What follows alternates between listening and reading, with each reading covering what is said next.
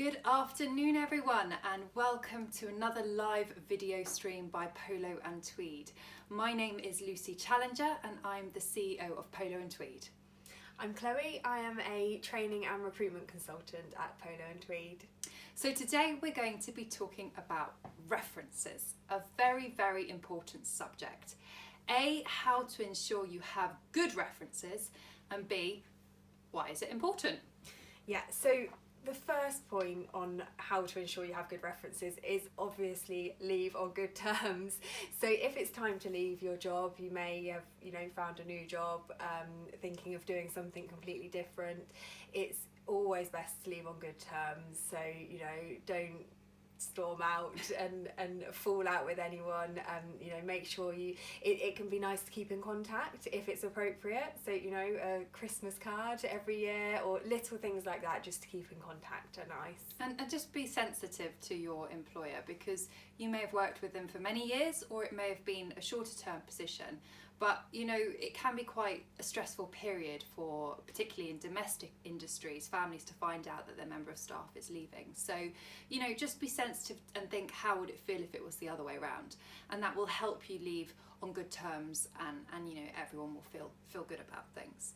And it's really vital to give appropriate amount of notice. So you may be contractually obliged to give notice of a certain period, but the more flexibility you can do around this, the easier it will be. So for example, a lot of our clients who hire nannies will often, their nanny may have a 1 or 2 month notice period, but the nanny will say, well, actually, I'll wait until you found someone, because they ultimately want the children that they love to be looked after well by the next nanny. So try to, if you can, give your employer as much notice of your notice as you can, because that will also lend itself to having good relations when you finish. Yeah, and make sure you keep contact details safe. So a big one. Yeah, so it's no good if 5 years down the line we or an employer are asking for your references and you can't remember their phone number or email address. So it's good to have written down in your phone or on your private CV. I wouldn't recommend putting references on your CV that you're sending out to everyone. No, that's a really big point actually. Yeah. Don't put your references on your CV.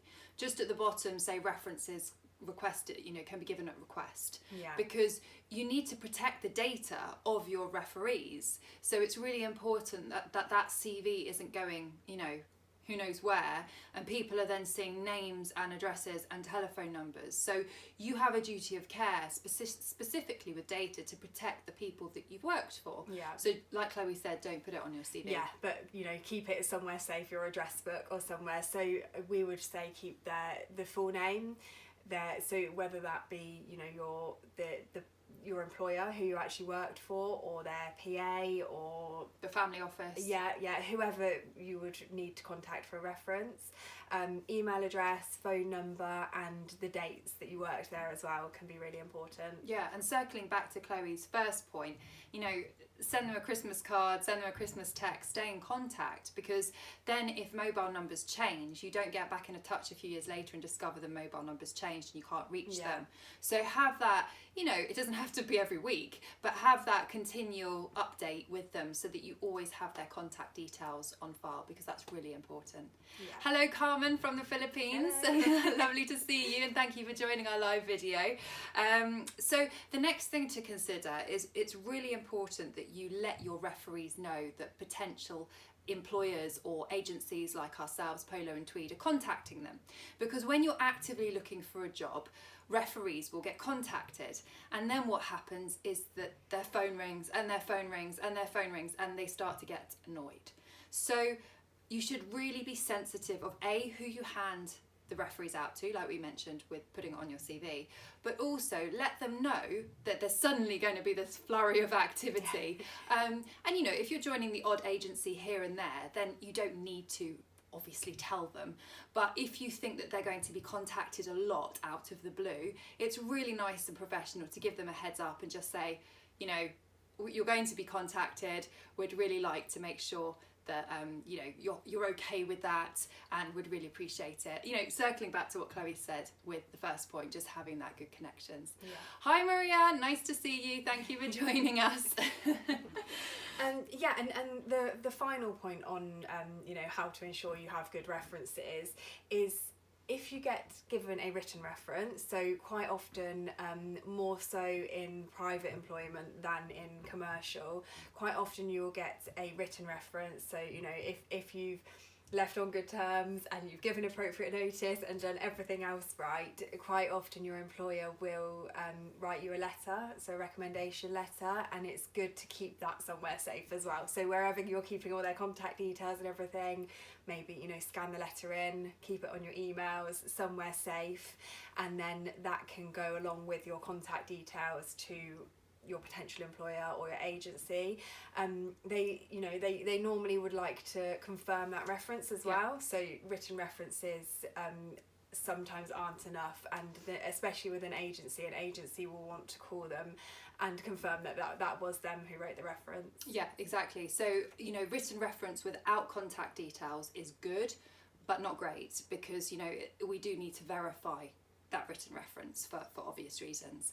Hi Gwen, watching from the UAE. Nice to see you, thank you for joining us.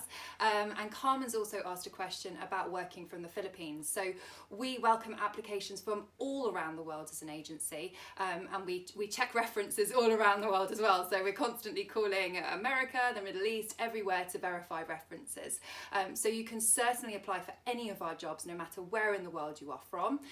We are an introduction recruitment agency, so we don't assist with sponsorship or visas, so you would need the legal right to work in the country of application, but we can certainly assist if you have any other further questions with that, and we'd love to help you find a job, Carmen, or anyone else watching who's thinking of applying from around the world. Please do. Yeah. So just circling back to sort of the conclusion of why references are so important. Well, when you go for a new position, your prospective employer is looking to your past hires as to comment as to your experience with them. Now, not all matches are made in heaven. We know sometimes things don't go well, but, you know, 9 times out of 10, hopefully you've had a good experience, they've had a good experience, and your prospective employer is looking for that confirmation that you're a good egg and that you're going to do a good job. So it's so important to have references, and without them, you know, you might find that causes a hiccup in your applications for jobs, and particularly an agency like us that work with high-end clients, we do expect to be able to verify references and ultimately verify your work history. Yeah. So it really is important you keep your references and always keep track of their contact details. All the points that Chloe and I have covered today. Yeah. So thank you so much for joining us all from around the world. It's been lovely to see you all, and thank you for your questions and your comments. We'll be here again next week, and in the meantime, if you suddenly think of something and want to ask us, just drop us a DM, drop us a call, email, smoke signal, pigeon, you know, we accept all of it. So we'd love to hear from you. Wishing you a lovely day ahead, and thank you for joining us. Thank you. Bye.